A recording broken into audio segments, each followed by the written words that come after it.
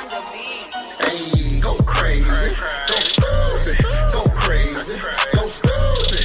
It's the party, time to slide and catch a vibe, Get your dog, gon' get ready, time to ride, Got your hair done and your hair cut, makeup poppin', fellas got the Rolex. Go crazy, go stupid, go crazy, go stupid. It's that cool Friday night and yeah, I'm trying to catch a vibe. All the dogs just hit my phone and told me peace, it's time to ride. You know that I'm dead fresh every time my nigga slide. Face the first when I be moving, keep the toolie on my side, cause I'm real.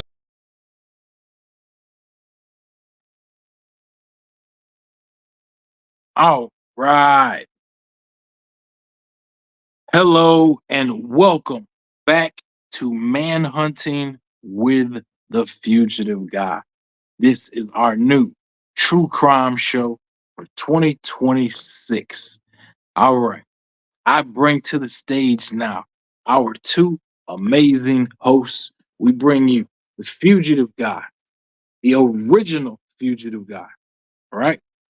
With the username at Fugitive Guy on TikTok. As well, we welcome for the very first time, ladies and gentlemen, we bring to the stage the one, the only, our new bounty hunter, Big Mo. All What's right, going on, check out the everybody? screen. Check out the screen, y'all. Big Mo is coming in at 6'7" tall, 275 pounds. All right. So when you hear every one of his stories, every aspect of things going down with him, do it from that frame of mind. That when you hear the name Big Mo, he is motherfucking big. Right? Take a look. I'll give you an idea of what some of his fugitive ops have had to run up against over the years. If it ain't a GMB, nah, I don't trust it. Go crazy. Go crazy. GM on the beat. Hey, go crazy, go stupid, go crazy, go stupid.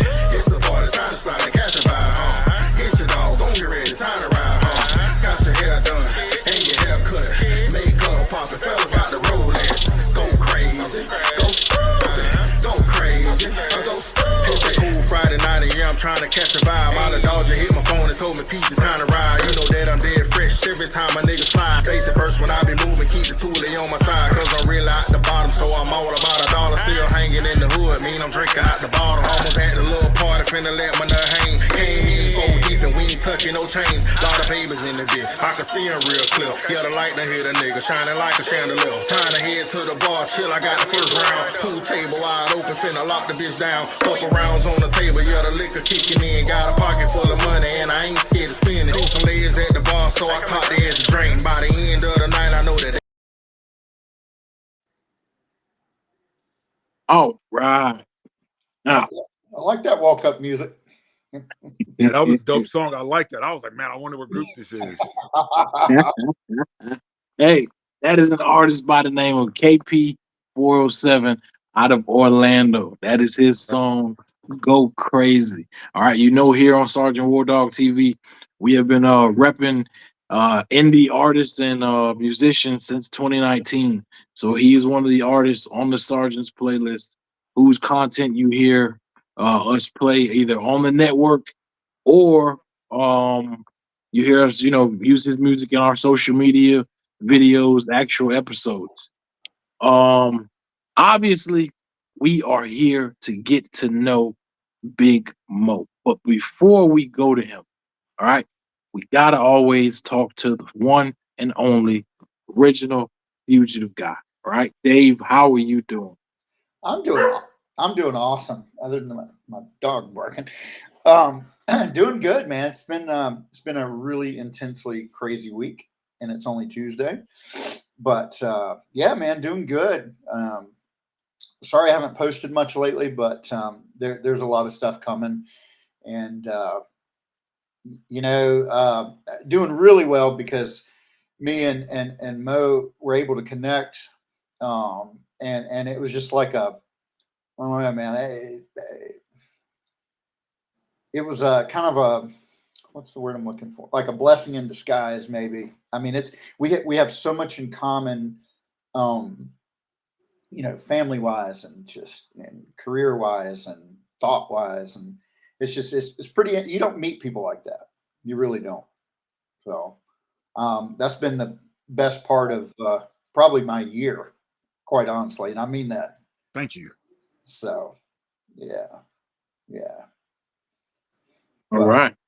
Now, speaking of which, a lot of people want to know, what is the life like, for a bounty hunter? What is the day-to-day, life of a bounty hunter like? Do you mind telling us what has this past, this week or your day actually been like? Give us some insight. Well, what I love, one of the things I love about it is very, every day is different. If I try to schedule something, no, there's something always that comes in, but I like that because I like chaos. I know it sounds weird, but I work better in chaotic situations. So I know the feeling, bro. Yeah. And then mix in my ADHD, and then it's a fucking bunch of chaos. But everything changes, right? So had all this stuff planned for, we'll just start for yesterday, but had all this stuff planned, and I was going to work a section of Charlotte, looking for two particular individuals. Got a call in a totally different part of the state for somebody that I was looking for, that I've been looking for a while, and sure shit, left what I was doing, went up there, and there he was, and so I took care of that. And by the time I drove and everything, kind of fucked up the rest of the day, but that's okay. Got the objective taken care of, and it is what it is. But I personally, I can't speak for other people, but I know my typical days are always hectic for the most part. So I have to really schedule time to where I can do paperwork, where I can do research, where I can, because if not, it's just all over the place. And again, with ADHD, that doesn't help. So, but I train a lot when I'm not necessarily working a case. I train a ton. And what does that include? That's a lot of CQB type stuff. It's a lot of shooting. It's a lot of vehicle extraction tactics. Whatever we typically come across, things that will better myself, and hopefully keep me alive one day longer, and Mo and I talked about the training aspect of things. I mean, if you don't train, man, you're just you're just setting yourself up for failure, Exactly. And I've slung a lot of brass down range, and like we all have, but just because you've done that doesn't mean that you're not going to lose that functionality. So I think I have to constantly remind myself of that I don't know everything, never have, never will, but just keep progressing and moving forward. And again, that's like with Mo, man, he's got some stuff that we talked earlier today for a while. He's got some skill sets that I don't have, that and vice versa. But I think you complement each other, right? When it comes to a team, I'll be honest with you, I do a lot of stuff cowboy.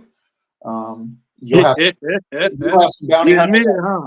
You admit it, They'll be like, oh yeah, they'll be like, oh my God, he does it by himself. Oh, yeah, I do it by myself. But I'm the kind of person, if I get intel and I know where somebody's at, I'm going. And if no one can help me, then fuck it. So yeah. All right. Before we get to Mo, all right, I have constantly wondered, right? Now you just mentioned it. You do take some ops alone, right? Yeah. How does that work out for you in terms of safety, right? In terms of backup, you get hit, you need to call someone who knows where you are or what's happening. Mhm. So and that's a very good point. And I mean, first thing I'll say is if anybody's thinking about getting into fugitive recovery, bounty hunting, whatever you want to call it, I wouldn't suggest cowboying it. Now, and again, I'm the worst. I mean, everybody, all my friends, they'll tell you that. They're like, man, he will do some shit that nobody else will do. But But you that's make it just, work though, right? right. You get results. You're that guy. Absolutely. You're the results guy. Okay. So I think you know, from a safety standpoint, is it the safest? No, absolutely not. Because you know, again, just like that 80-something-year-old grandmother, you know, you never know, right? So, so with that being said, I treat every situation, every narrative, everything is the same. Just like if you were going to treat a patient, right? Well, I wear gloves with every patient because you know I don't know what their background is, and maybe they have HIV, maybe they have Hep C, whatever. Um, but you know, maybe I'm protecting myself from them too. So, but there's some steps I take from a safety standpoint. One is local PD is always alerted. They know what I'm driving, they know where I'm at, and I constantly keep them updated and let them know what's up. And generally, Charlotte sometimes is okay, but it's usually the smaller towns that are much better that will send somebody out to me. They're like, hey man, if you want 10 officers, we'll send you 10. Um, so you know, there have been a couple times where I've decided like maybe this isn't the best idea. So with that being said, then I'll either wait for somebody to come or you know, I'll get PD to come or whatever the case may be. So, but I don't puss out. I will say that.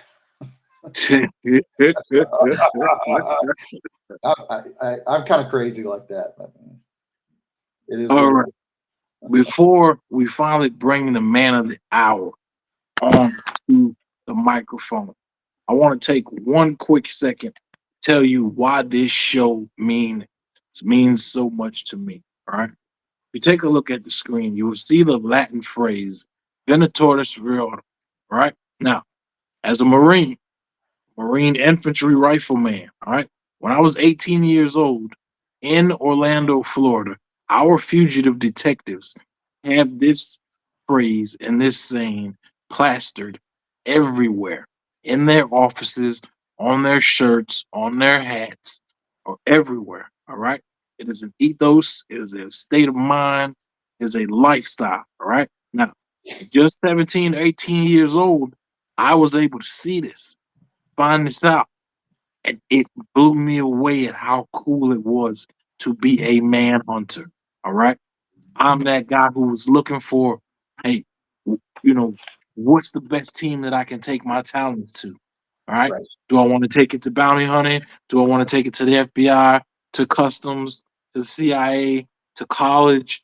I'm that guy, that kid. I was trying to find out which team can I best take my talents to because I believed and felt in my heart that I was a natural manhunter.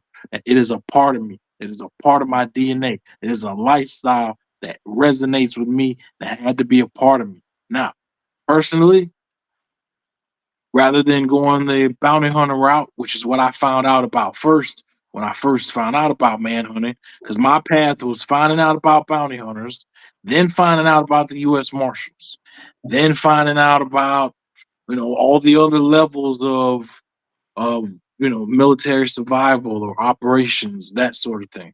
So you got to understand though, for me, entire idea. I don't care how tall you are. I'm only 5'8" and bow-legged, and Big Mo is motherfucking 6'7", 275, right? If you have that mindset in your heart, right?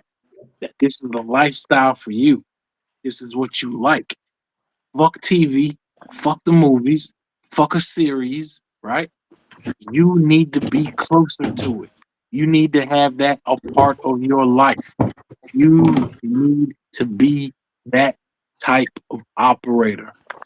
That is what this show is about. That is why I had to embrace the idea and the concept of Right. manhunting with the future guy, being a manhunter, period. All right. So again, I just wanted to lock in with you with this Latin phrase that I actually have tattooed in the flesh because I believe in it that much as a Marine grunt. All right. I love the idea of it that much that I wanted to be trained and sent to find and hunt men around the motherfucking world and get paid for it, baby. It's a lifestyle, right?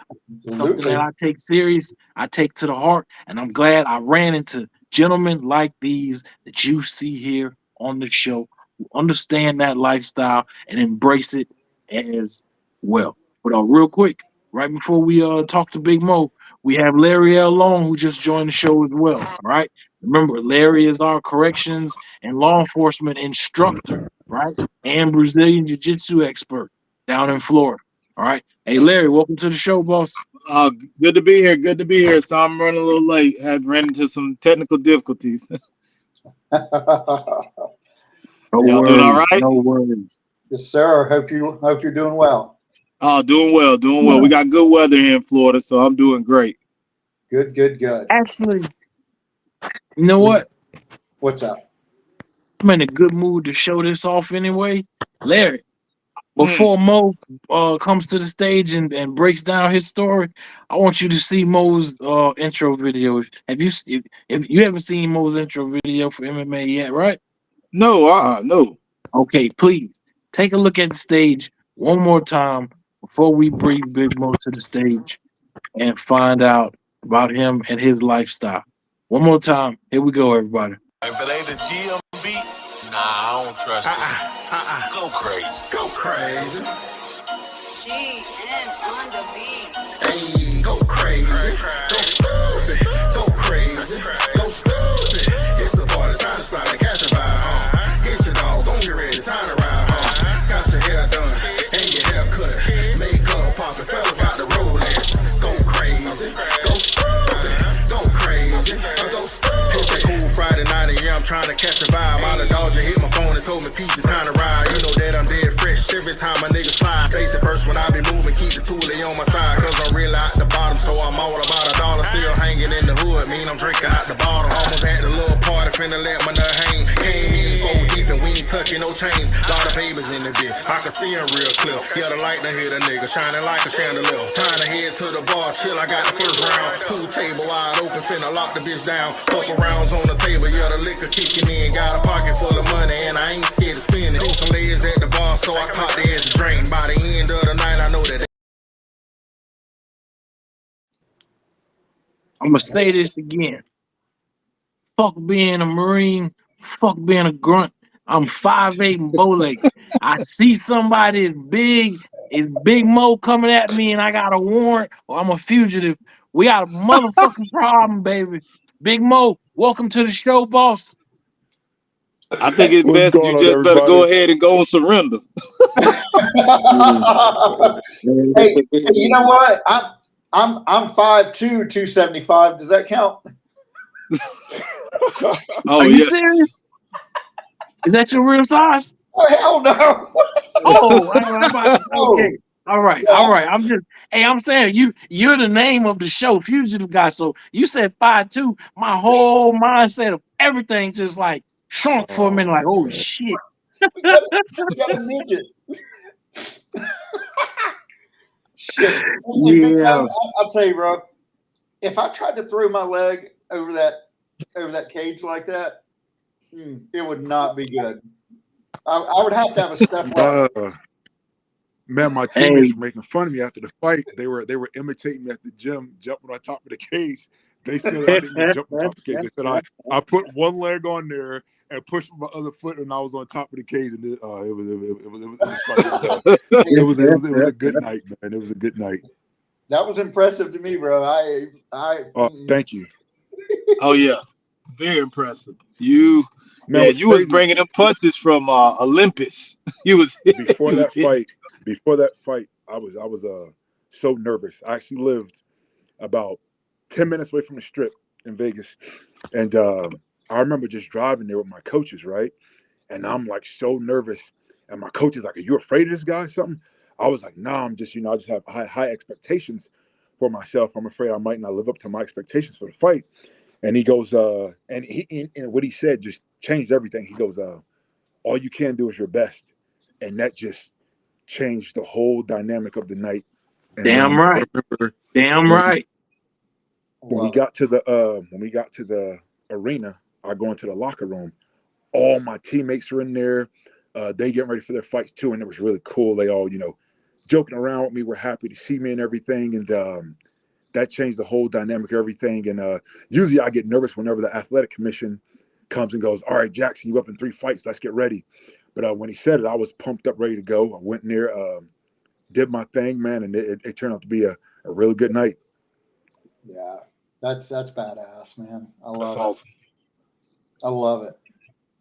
And so, Larry, you do jujitsu and Yes, sir. So I've been training for 17, like right at close to 17 years now.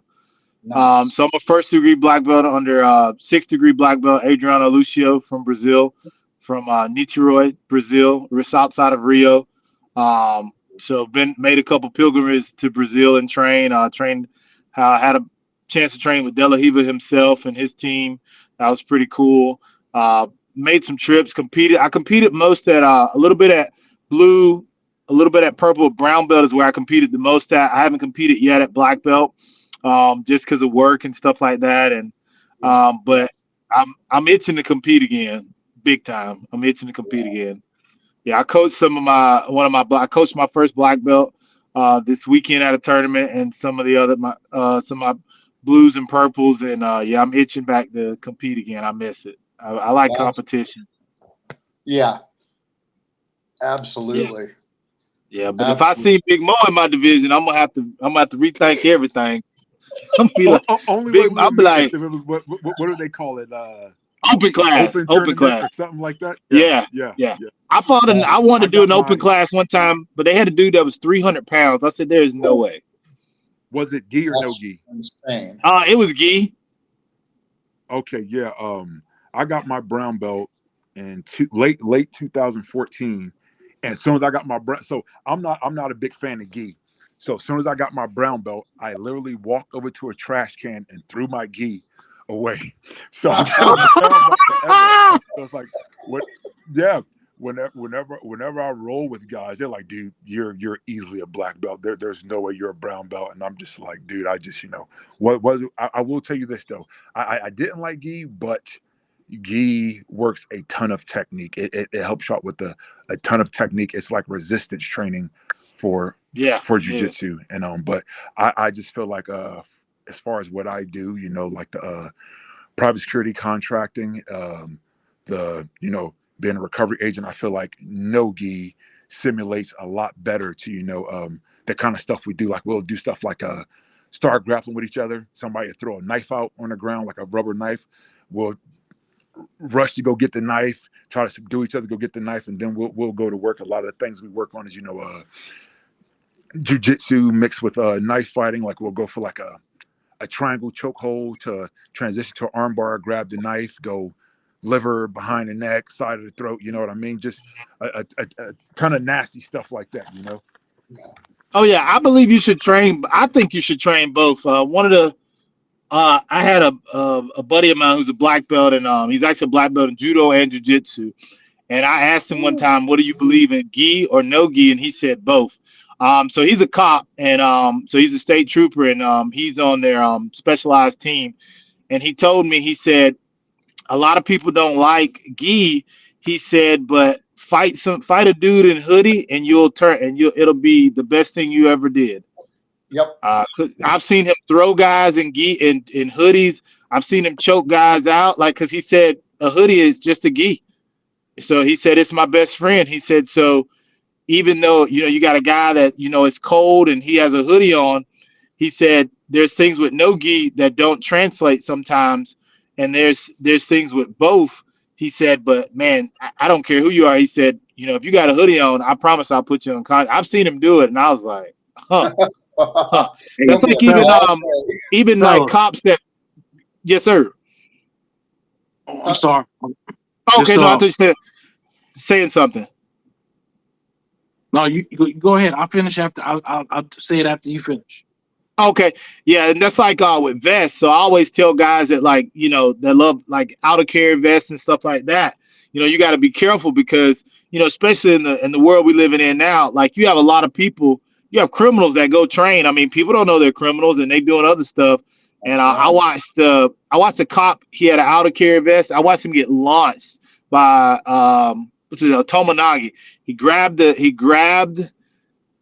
his vest and I was like, you got to be kidding me.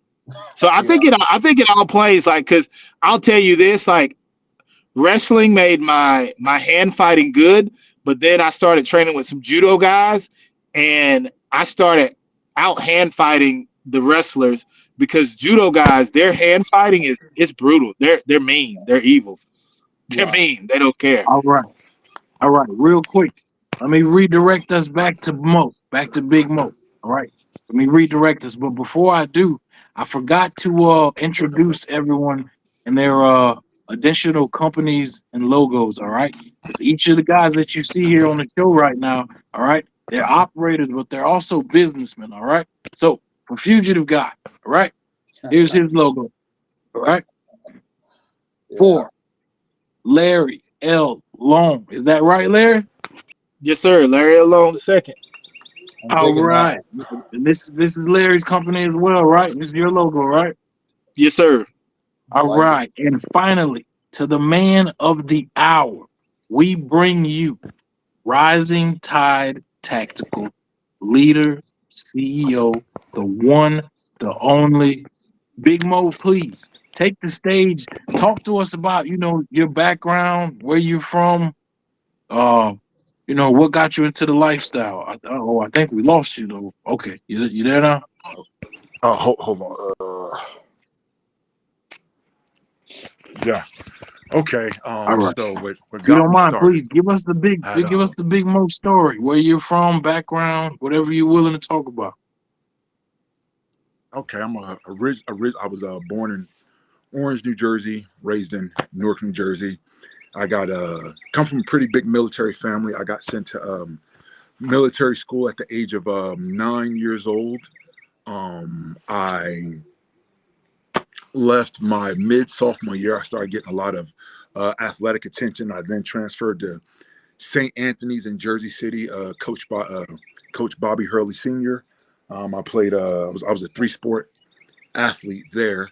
I from there I went to college and University of Texas in Odessa, Texas, Permian Basin. I was a 2-sport athlete there. I played basketball and football there. After that, I wound up going overseas, playing basketball, and after I was done, I came back home. I didn't know what I wanted to do career-wise. I actually, believe it or not, I hated basketball. I was more of a football fan. I actually wasn't a big fan of basketball. So once I got done playing ball, my older brother Eli, he's a retired former 18th Airborne Ranger. He was like, "Man, you should probably try some contracting." And as he told me about it, I was like, "All right, man, cool. It sounds good." And I just kind of ignored it. And then I wound up moving to Vegas, and I was at LVAC, Las Vegas Athletic Club. I saw this guy there. He was about 6'4", 6'5", with all these tribal tattoos, pretty diesel guy. And I said, "Oh man, what do you do? You're an athlete?" He goes, "Nah, man, I'm a contractor. I work for Blackwater and all this." I was like, "Really?" I was like, "Man, what's that like?" And he told me, and I was like, he goes, you should come check it out."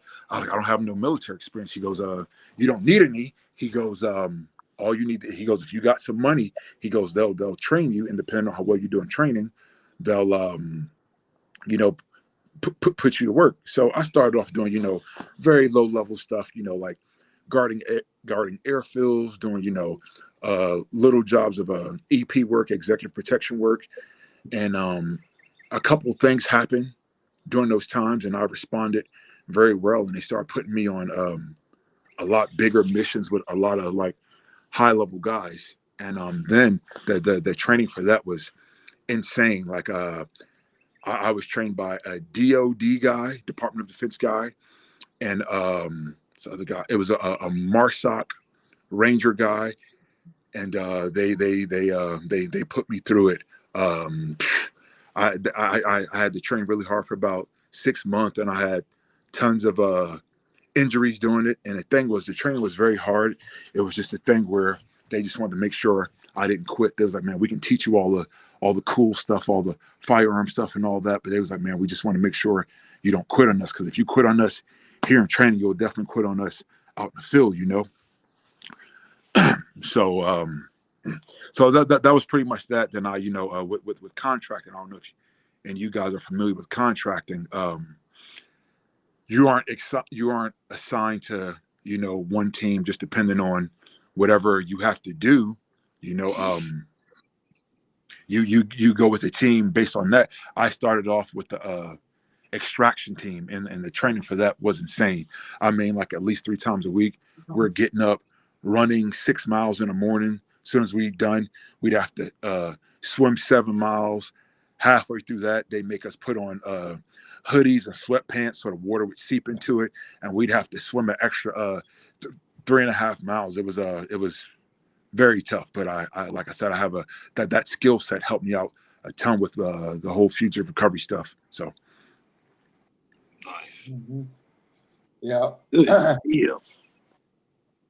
Good And I deal. think having that, that clear canvas or that blank canvas, man, really sets you up for success, because you didn't have any bad habits. You didn't have any, you know what I mean? And so, yeah, I think that's really cool. thank you. Yeah. It Contracting. it helped me out so much. Like as far as finding people, reconnaissance, getting in and out of situations, it helped a lot. And like man, you talk, Dave. There are so many guys I've worked with that didn't have nowhere near the experience level I had, and almost gotten guys, killed or hurt out in the field. Yep. Yeah. And that's the thing. It's just like, even on the correction side of things, so because Larry, you do work on that side too, some, right? On the correction Yeah, side. so I used to Yes. work. So I worked on correction side. I worked then I worked as a sheriff deputy. Then I worked in different academies, and I also traveled with a company called Blue Shield Tactical, where we taught tactics and stuff to Yeah. military, law enforcement, everybody. Hold on, Yeah. one thing, Larry. Hey, bro, you're cut off at like the nose of the mouth. Can you move? Okay, I got you. Move the camera. I got you. Okay. All right. Perfect, bro. Appreciate it. But yeah, so I have experience in those areas, and then like I said, I work with Blue Shield Tactical, traveled and stuff like that. So having a plethora of knowledge is Yep. huge. But I also think too, having that, like you said, Dave, that blank canvas, like that sets you up for success more than you realize it. Because like currently where I'm at now, going into another unit where they do things differently, you kind of gotta like, I'm having to unlearn everything that I've learned. Right. And then learn, tactics, things that the way that they do it. So it's like having that, being able to shut all that stuff off is, I think it's a little bit harder sometimes versus when you have that blank canvas and you can go in there and, you're just free to just go at it. Absolutely. And I've seen on the correction side of things a lot lately. I was at a jail the other day and bringing somebody in, and they had a female attack a female CO, and I'm gonna tell you what, this girl, she's little, the CO, but I'm gonna tell you, man, she handed that girl her ass. And the other girl was pretty good size, and she was getting overpowered. But man, she grabbed her and pulled her close.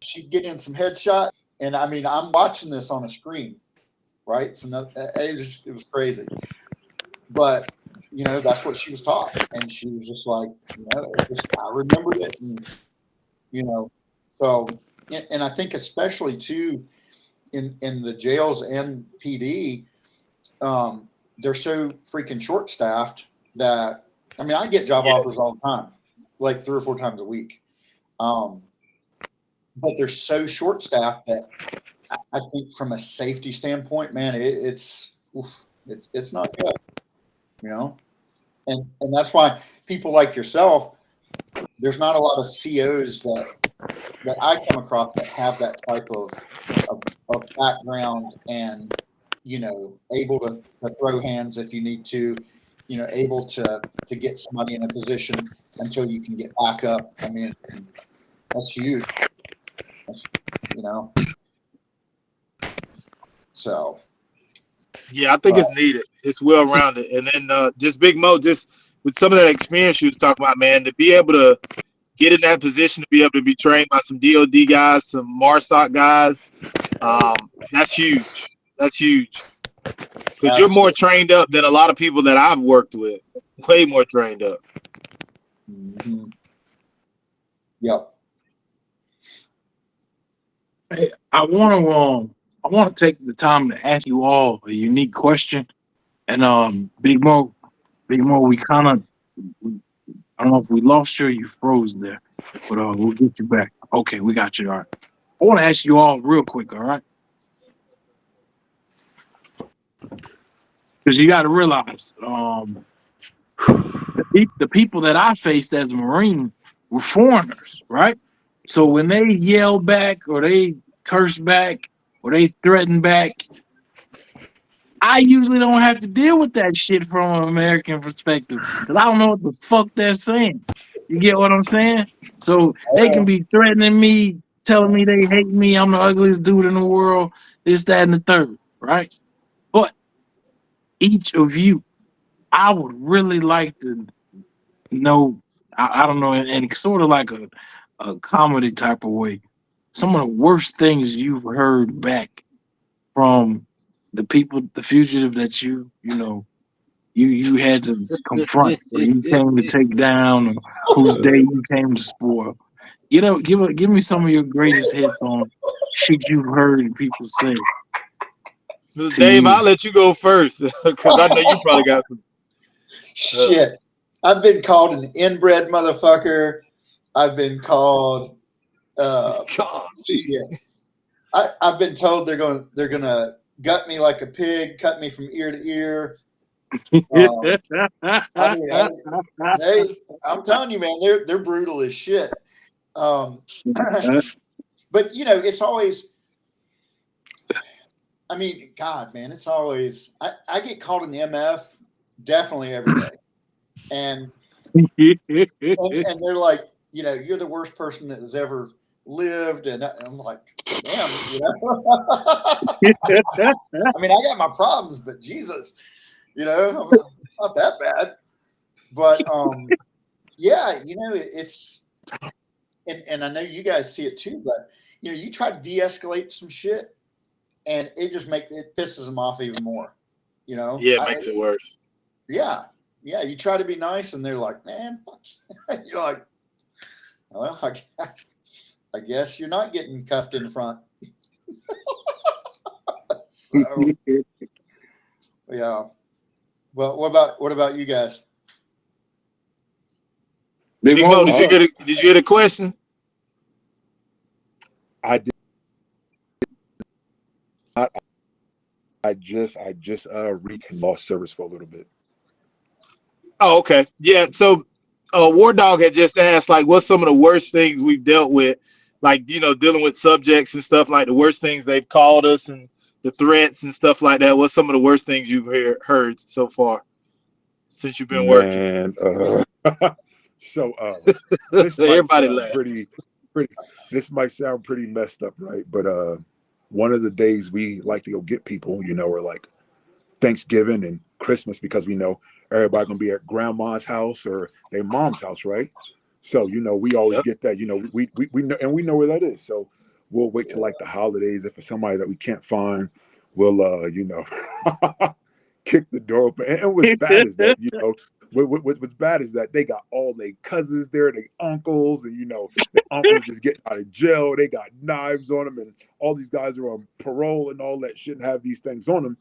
And it's been plenty of times where this one guy we were looking for, he actually shot a lady. She was pregnant with twins. Oh, man. And yeah, it was in Little Rock. We were looking for him, and we get in there, and I'm the only black guy on the team. Everyone else on my team was white, and they were all like, "Oh, you ain't no real black man. How you going to arrest another black man, take away from his family on a holiday, and all this and that?" And they would just let me have it, calling me Uncle Tom and all Oh this stuff. shit! And yeah, they was like, I bet you don't even know how to play spades. I was like, I don't. I would practice. And Damn. I didn't even know that was an insult to tell somebody. I bet you don't know how to play snake. Yeah, and then I've heard that so before. I get Bet, to the car. bet, I get to the bet. car, and this grandma comes running to the car, going, "Please don't kill my son. I know police officers like to kill black people." I was like, "Ma'am, I'm not a police officer. You have nothing to worry about." And she was like, "You ought to be ashamed of your goddamn self and all that." I know your grandmother and mama would be would frown upon what you're doing, arrest another black man like that. And I was like, "Ma'am, your baby shot a pregnant woman that was pregnant with twins a couple of months ago, and he's been on the run ever since." So you know, Yeah. Yeah, Oh my that god. is wild. All But that right. is smart though, because everybody's gonna be home on Thanksgiving and Christmas. everybody, Yep. you know, they're gonna be at they mom's house or their grandma's house. You know what I'm So, saying? And so yeah. All But right, be hey, fellas, careful. I I'm don't want sorry you to say giving this. away the tricks of the trade. I don't want you giving away the tricks of the I have trade. 25% left on my phone. For some reason, my stupid charger is acting up. If you guys want me to tell any stories or whatever, just and I'll go ahead and start knocking them out. But Hey, yeah, I'm like go ahead, 25. man. Go ahead. Give us one or two before you have to go, bro. Before the phone dies. You want to do You don't mind? some Give us anything that stands out in your stories or mind. some recovery stories? All right. I will tell um, a real recovery story. Right. So we were down in Pulaski County, and it was a Hispanic male and female. They were married, and we go hit these trailers looking for them, right? And there was a couple mobile homes. One, you know, they were selling guns out of, drugs out of. Other one, other they were selling women out of, right? So we go there, and one of the driveways we go to, there were a couple vehicles parked, but there was one old vehicle that looked like it hadn't worked in a long time. And you know, we clear the house. They're not there. We constantly see like the other dudes come inside. They're constantly like standing by this vehicle like they're guarding something, right? And I mean, it was a couple of U.S. Marshals with us too, because you know these people, they had the ability to fled back to Mexico. So they opened up the trunk. It was like Kilo there, Draco's in there. You know what that is? AK-47 without stock. It was a bunch of stuff in there, right? So the U.S. Marshals telling the guys like, "Yo, if you don't tell us where they're at, and we know you guys don't have papers." So Pine Bluff, Arkansas, they call Pine Bluff Crime Bluff. So we get there. We get there like about 2 blocks away from the address we're supposed to go to. We're at this church. We're putting on our plate carriers and all that. We called in, checked with the police and everything. And we were like, all right, cool. We're gonna put our really slow to this property because we had our drone up in the air and we knew, the surroundings, what it looked like and all that stuff. So we start driving the block really slow. On our right hand side, we see this building with like a lot of little red and green lights on it, right? Small lights from the inside. It turns out later that was that house down the street, surveillance house. So anyone that drove past that house and tried to creep up on them, they would know who was on that road. So as we're getting closer and closer, we start hearing footsteps, guys speaking Spanish and all that, and they just start firing at us. And like this goes back to me saying, no one else on the team had the kind of training that I have. I turned my vehicle so that way I could do perform vehicle CQB. That's like knowing how to shoot inside the vehicle, know how to handle your firearm inside the vehicle, getting out, knowing how to shoot around your vehicle, maneuvering and everything, pretty much being safe. So we do that. We get into a big gunfight with those guys. It turns out the only guy that the guy that came out last that didn't have a firearm was the guy's dad, and he goes, he's not here. He went back to Mexico. So he goes, I can give you his wife.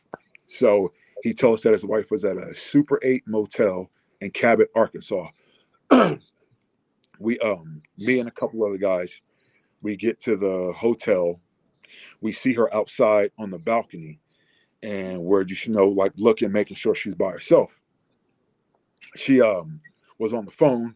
But the whole time she was on the phone, it was like she was looking at us. I don't know if that was just our mom playing tricks on us or whatever, but she goes back inside her hotel room. About 5-10 minutes later, a vehicle pulls up to pick her up. Excuse me. A vehicle pulls up to pick her up. So we're all out the car. We're surrounding the vehicle. We go around to the passenger side because dude got out to help her carry her bags in. help her put her bags in the trunk. I get up to the car. I was like, let me see your hands, don't move. As I said that, she's reaching for her gun under the seat. I shoot a pepper ball in the car. My buddy, Jeremy, that was in front of me, he thought I fired a real shot. He seen her grab her gun. He jams his shoulder into my chest. I had to grab the strap of his plate carrier to not fall as he jammed the shoulder into my chest. My buddy, Jonathan, who's actually, he stopped doing it. He became like a journeyman plumber now. He racked this big shotgun by her ear and she dropped her. So I think she had like a 40 cal. She dropped it and started screaming. My back was on fire because I shot a pepper ball in the car. And then the U.S. Marshal guys went to Mexico to find her husband, and they said that the cartel killed him for leading the U.S. Marshals back to them. So that was one story. One of my I got a couple of contractor stories. I'm trying to. Okay. This one. I got we were in Russia, and I think I was with Dynacor at the time, and with those groups I worked with a lot of pararescue guys and a lot of MARSOC guys. And so when we were there, we were acting as QRF, I think for the pararescue guys, okay? And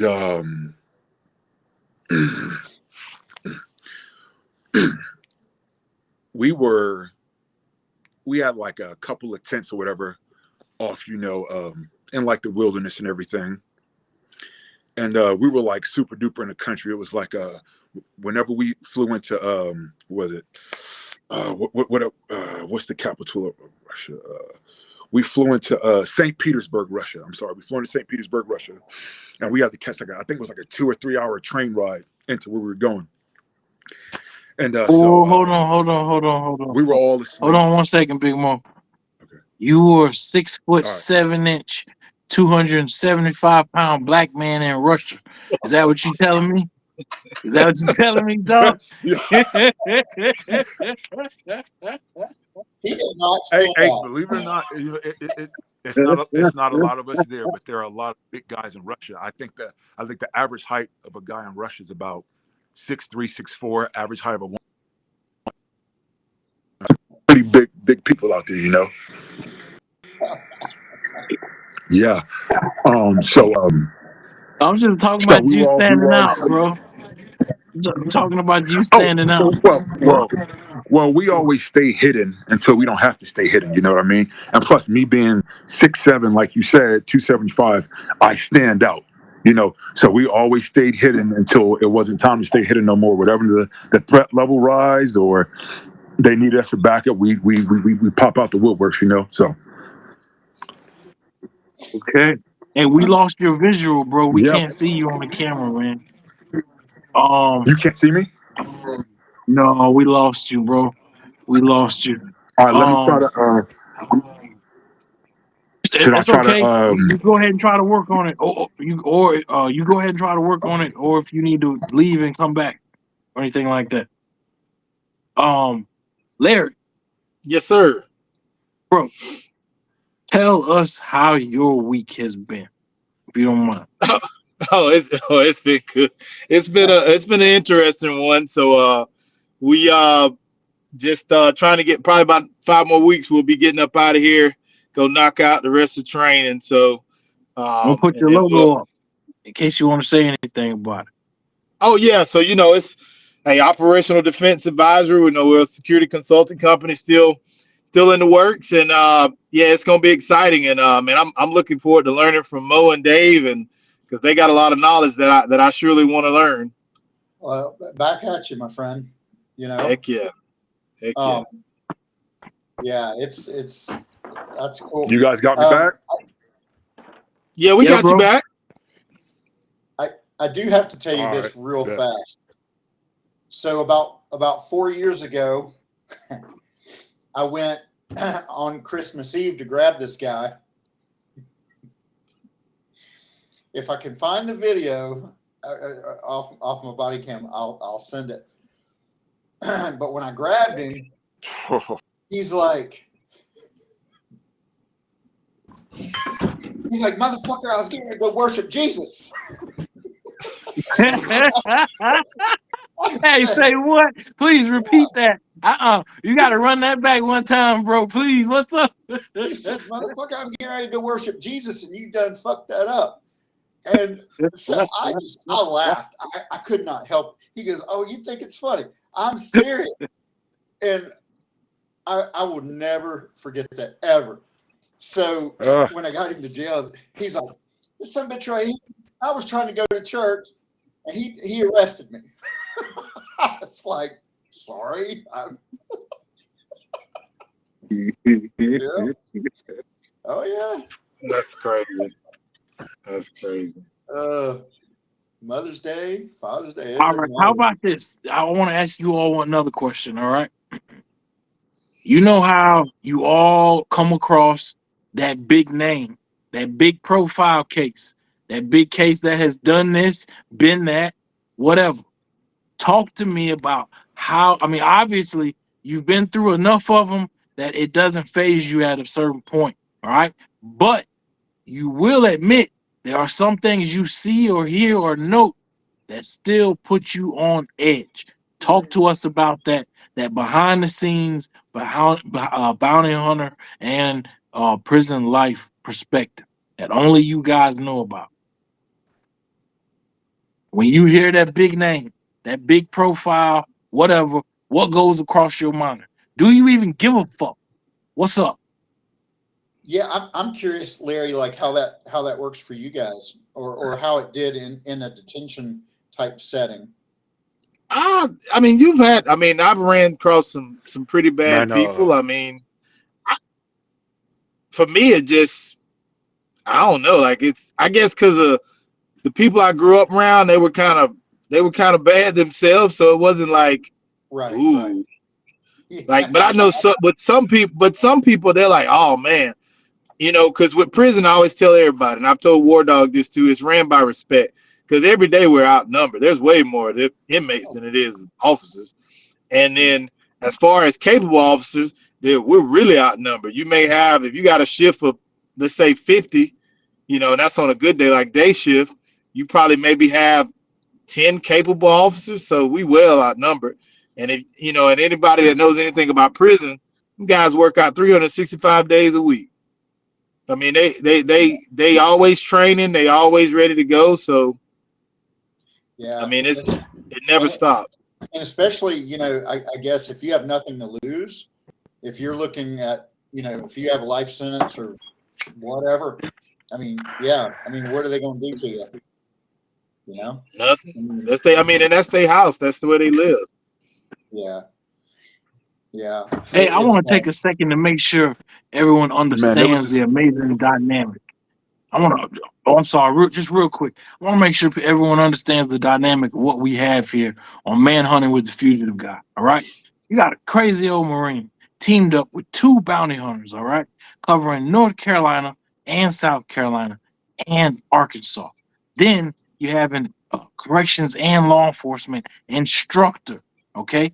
Not just, your average employee, an instructor. Okay. And Brazilian Jiu-Jitsu coach in Florida. So you're talking to the guys that catch him and the guy who for years has had to deal with them on the inside behind bars.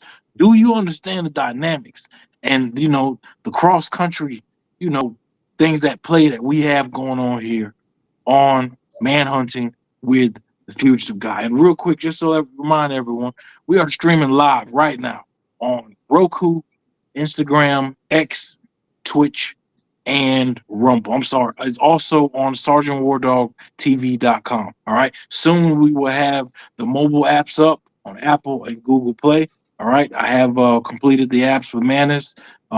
Just need to get them submitted and approved. All right. But let's take it right back. Mo, when you hear that, bro, when you hear that big name, that big profile name, whatever, that big case, what goes across your mind?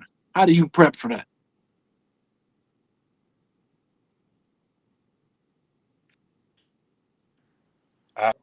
Big Mo, are you there? Your competitive drive. You want to get.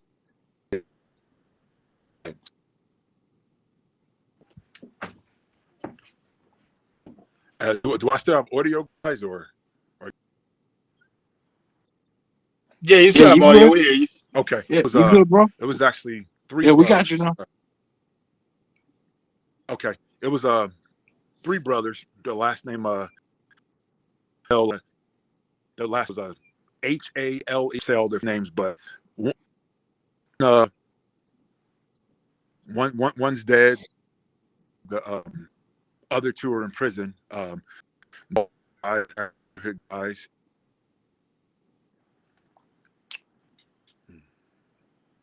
Okay, so they were big, like the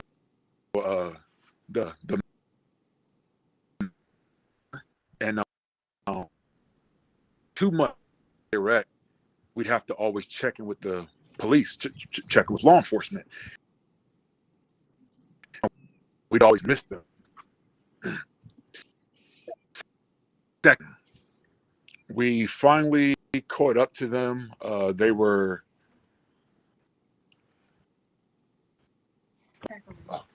I see me better? Yeah. Yeah, bro. Is that better, guys? Okay, yeah, bro. All right. So we found these guys in Conway, Arkansas, and Nathan.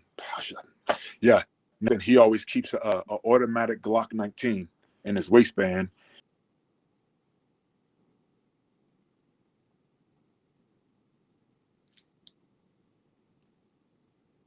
Oh, you're still there? I think we lost him. Yeah, they don't believe in Wi-Fi in Arkansas. Yeah, Arkansas is. Yeah, especially if he's close to, and then Little Rock. I know Little Rock is. Yeah. And if you have T-Maybe service, like I do, T-Mobile. I call it T maybe. Yeah, yeah, that's actually a good name for it because it's T-Mobile is as much money as they charge, it should be better than that. So Dave, let me ask you a quick question. With so you're operating in South Carolina and North Carolina? Yeah, honestly, pretty much the whole East Coast, with the exception of Kentucky and Illinois, which that's a mess in itself. And then Virginia, we technically have to have a Virginia agent with us. But yeah, I do a lot of stuff based in North and South Carolina, but I'll pick up other things too, and get them back to where they need to go. But yeah, and that's the one thing too that I really try to build a good rapport with the folks in booking, the magistrates, everybody, because man, I mean, they can make your life hell. Like they can, and I'll see these people go in and man, they act like jerks to the COs, and you're just like, dude, and they're just,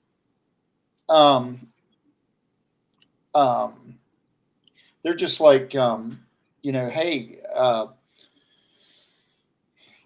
sign this and so I can get out of here. And, well, dude, they're working a 12-hour shift.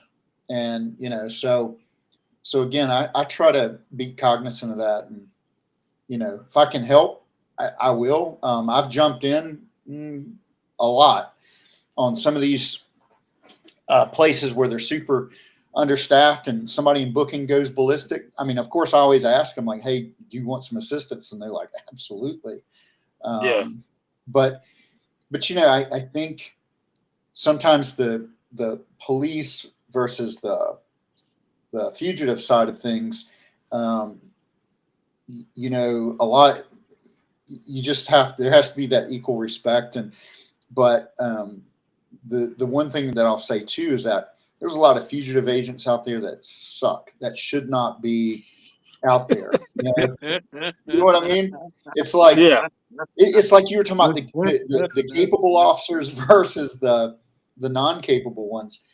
And, North Carolina is very bad when it comes to requirements. It's so easy.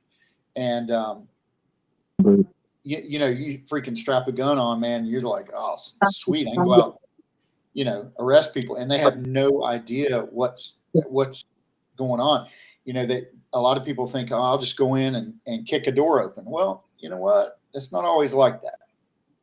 As much as I like ramming this 13 through a fucking door, is it always the best option? No, so yeah, there's a lot to it. I mean, there really is. But hey, you want to finish what you were saying, Big Mo? Do I got audio? You guys can hear me? Oh yeah, we hear you good, brother. Okay, so I was talking about the Nathan, a gentleman by the name of Nathan Hell. They were really big in the meth community. Yeah. And so we caught up to these guys in Conway, Arkansas.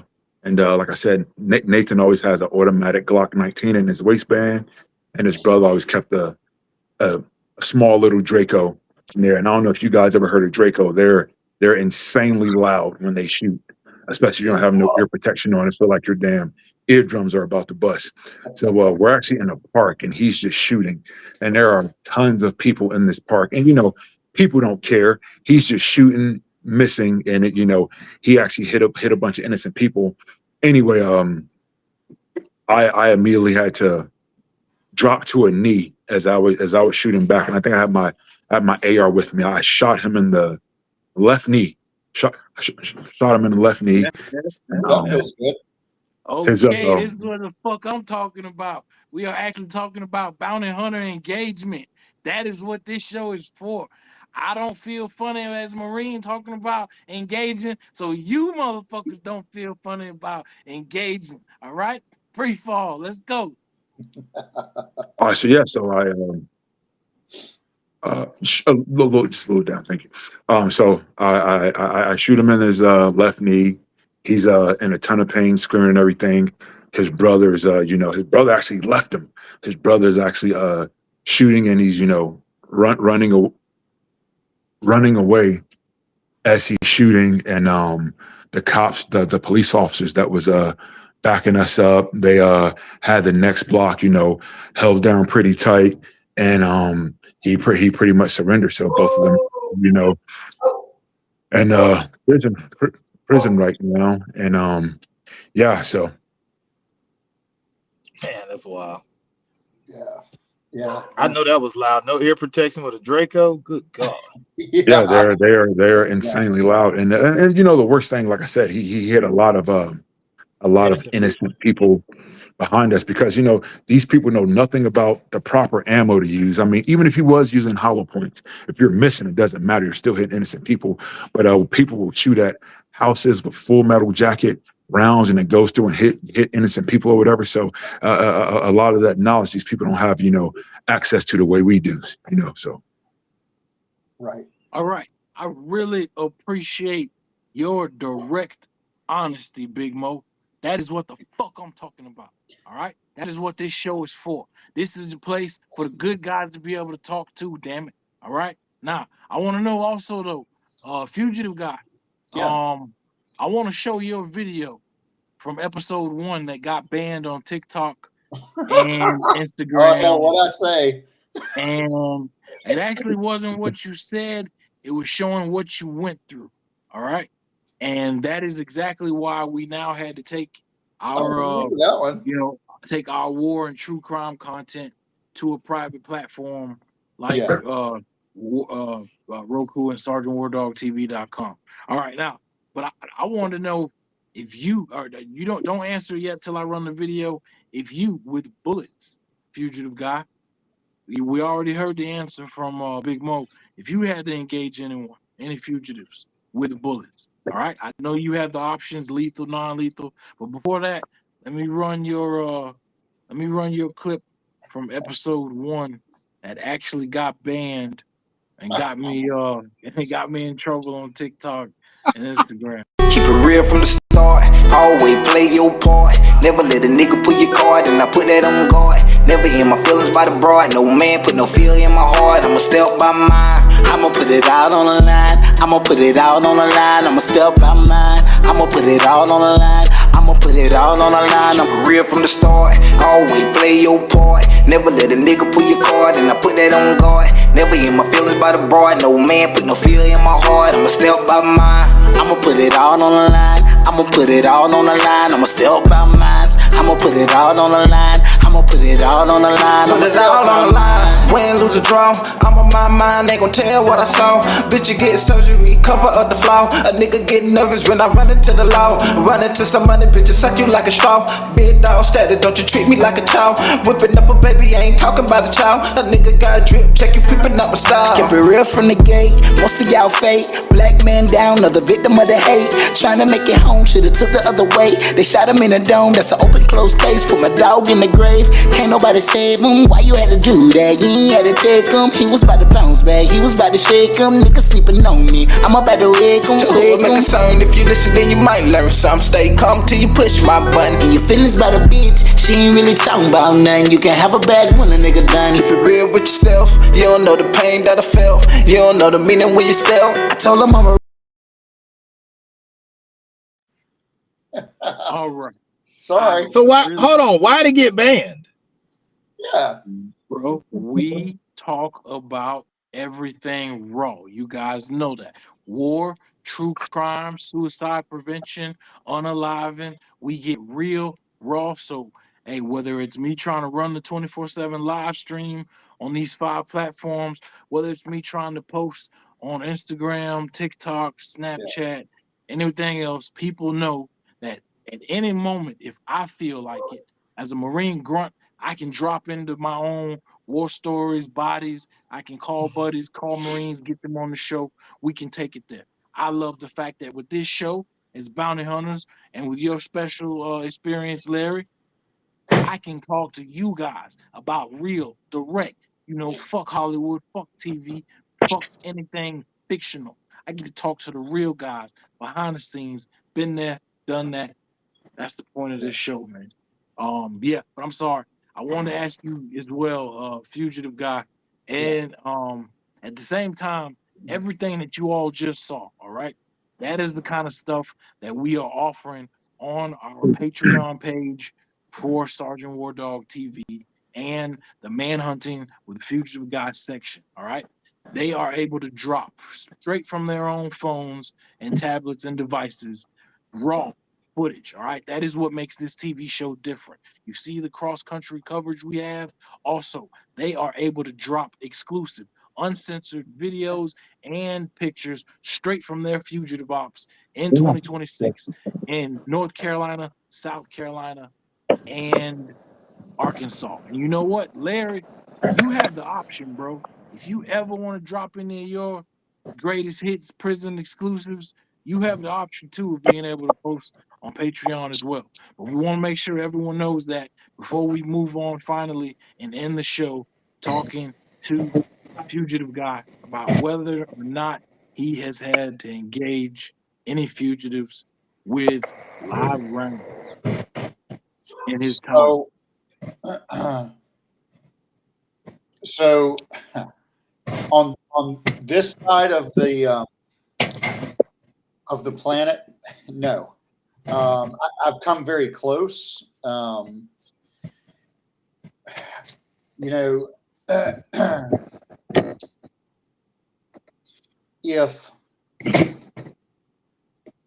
If you've never, I'll just say this real quick, but there's so many people out there that think, and you'll hear them say, "Oh, they can, come get my gun out of my cold dead hands," all that bullshit. But until you've really had to go that extra mile, people don't understand. They don't realize the ramifications, the sleepless nights, the other things that you can have when you take a person's life, and people just don't get that. So, so no. Has my gun been drawn? Oh, a lot. And I carry some very heavy firepower too. But I'll put it to you this way: when I order my taser cartridges, they'll send me 4 or 5 free. That's how much I use my taser. Good God. Oh yeah, yeah. And You got the X26. Yeah, Nice. yeah. But I will say the issue we've seen a lot lately is with when they're mixing the fentanyl and the meth together, we're seeing some really strong people, some people that they'll pull the prongs out and stuff like that. So I just purchased a Byrna pepperball gun, and I'm telling you, that is a game changer right there. Yeah. That that shit. I don't care who you are. Yeah. So I really, honestly, I try. Like I said before, I try to de-escalate it. But if I can't, it's either the pepperball gun or the taser. I will put hands in a heartbeat, but if I see any potential for, like for instance, Larry, if let's say I knew his background, you know what? And I know he's waiting for me to get him on the ground, because that's when the action's going to happen. He's going to beat my ass. Well, if I know that, I'm going to tase the shit out of him. I'm not even going to let him go to the ground. You know what I mean? And it's one of those things where, too, though, again, I try to, it's kind of like somebody comes up to you, they cut you off in traffic and you flip them the bird and they get out of the car and they want to fight. You know what? I turn the other cheek, whatever. But in this scenario, it's I definitely go non-lethal, but we always have a lethal option available. should the need arise. Right on, bro. Hey, how you guys looking on time? Because I have one final question, but let me know time wise. I'm good on time. I'm good on time. Yeah, I got to report in. I got to check in. We got a meeting tonight, so. Yeah. All right. On that note, then we will go ahead and wrap things up. Now, look, I really want everyone to be able to access every host on this show. So, gentlemen, please let everyone know where they can find you online. All social media platforms, all your names, handles, everything. Let's go around the table. My name is Maurice Jackson. I'm the owner of Rising Tide Tactical. You guys can hit me up on risingtidetactical.com. That's my tactical company. We do tactical training for civilians, law enforcement, military, all the law enforcement and military are free. We do executive protection, private security contracting. We also do we're a fugitive recovery agency as well. My Instagram handle is gorilla_MMA. You can hit me up on there or the risingtidetactical.com site if you guys got any questions and want to reach me. Oh, sweet. So all of my go ahead, Larry. I'm sorry, bud. No, you good. Go ahead, Dave. Oh, so all my stuff is pretty much the same. It's oh shit. Lost my train of thought. Fugitive Guy or Fugitive Recovery Group? So most of my stuff is Fugitive Guy. Damn, what is wrong with me? So Fugitive Guy on TikTok. You've been hunting too many fugitives, dog. That's all. Something, bro. I'm gonna try to hang at the house tomorrow. But pretty much Fugitive Guy on Facebook, on Instagram, on TikTok. I got banned from X, so I got to come up with a new one. Yeah. And then I have a tactical company, but it's kind of offline right now, but it's coming back pretty soon. So. Oh, I'm sorry. You know what? Here we go. You want to say anything in relation to your logo or your company? Yeah. So this was created a little bit of collaboration with a buddy of mine. I just got the shirts in and some stuff, but it was kind of like going back to the old school fugitive recovery, like in the Western days. And I love that kind of stuff, So yeah, that's kind of where it came from. Just kind of going OG. That's what I love. Yeah. So Yeah. And Larry, you want to wrap us up talking about where they can find you? Yeah, so it's Operational Defense Advisory. It's my company. It's a security consulting company. Basically, the biggest thing, it's a new company I just started here in the past month. The biggest thing we're going to offer is just being able to go into, any corporate or any like security departments and look at their training and see where we can help, basically help in, give advisory where we can tell some things that can change. I'm a big, over the years, I learned that I was really good at paperwork. So I'm really good at so I try to look at people's policies and stuff like that, their SOPs, making sure that it lines up with, Florida, whatever statutes they are as far as their state statutes, and then as far as case law and stuff like that, some of the things, because sometimes you'll see some of these departments, their SOPs are very contradicting to, what they're dealing with. And as far as their state laws, and far as, the things that, far as their certifications, what they got to hold to. Some states don't have that, much, but like in Florida, Georgia is a little different. So just offering stuff like that. And, once I'm able to, we'll have to kind of talk offline about that. So since I'm going into a new unit, so it's a lot of things I want to do, but I can't touch, but, I can't wait to learn from Big Mo and Dave for sure, because a lot of information they have that I want to do, once I'm out of the unit, but I'm kind of just finna start going into the unit, so a lot of things I can't touch right now. But you can also find me on Instagram, LLL_0083, and on TikTok, Tactical Mind. I'm not banned yet, so I hope I don't get banned, but you never Just know. don't let me post anything on it, and you won't get banned. Yeah, heck yeah. Yeah, but But I'm with War Dog though. Like y'all's background and experience is like, I mean, I think y'all have more to offer than I think y'all realize, and I guess it's because I was at the academy level, so I've seen like some of what the academy level. And I'm gonna tell you, like my last couple years, I stayed pissed off a lot of the times because I've had major surgeries and stuff because from training, from getting hurt from competing and martial arts from training. I know just right offhand, I don't know the exact amount, but I know I've spent over $10,000 in the past 10 years just on my own training, going to different tactical, schools, getting certifications, crisis intervention training, de-escalation training. I went to Force Science. I went to a plethora like EFC, went through their training. I was blessed enough, Chad Lyman out of Vegas. I've known him for years. He's been a mentor of mine. So, C4C, Progressive Force Concept guys, those guys, they contract and stuff.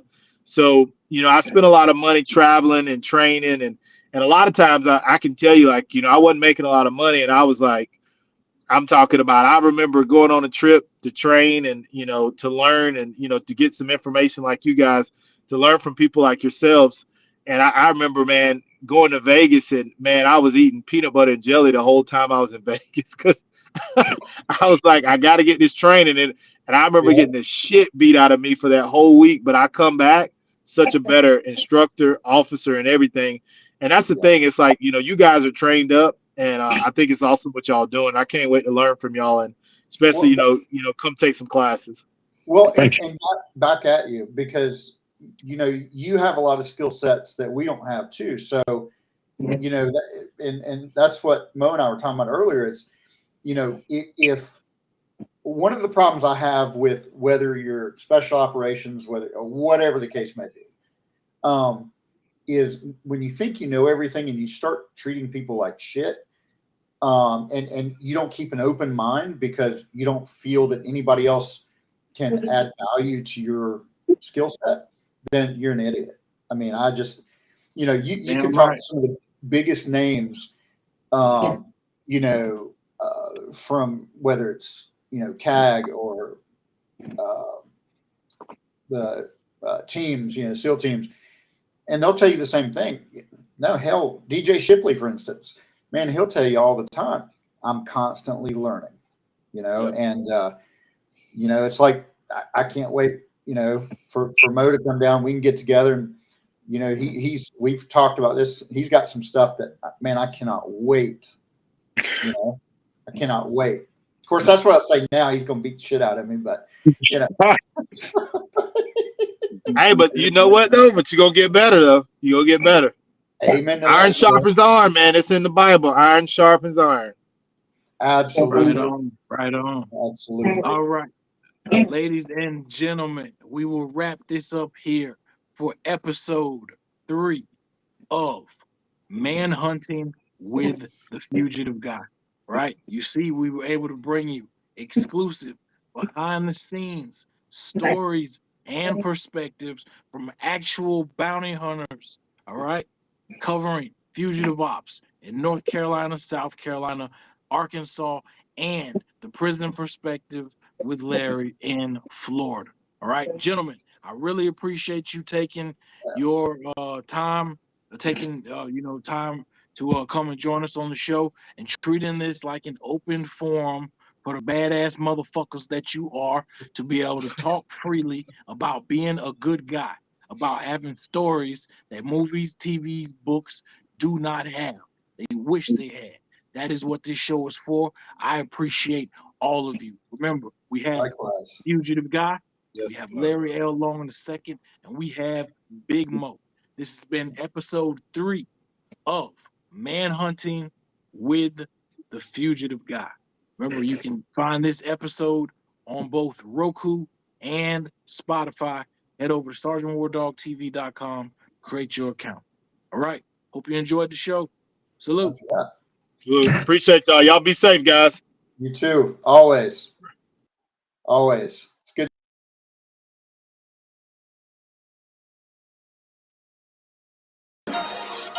GM on the beat. Hey, go crazy. Go stupid. Go crazy.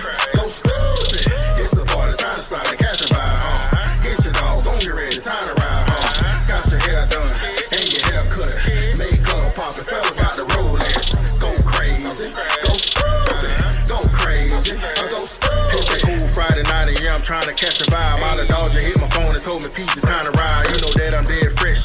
my niggas slide. Face it first when I be moving, keep the toolie on my side. Cause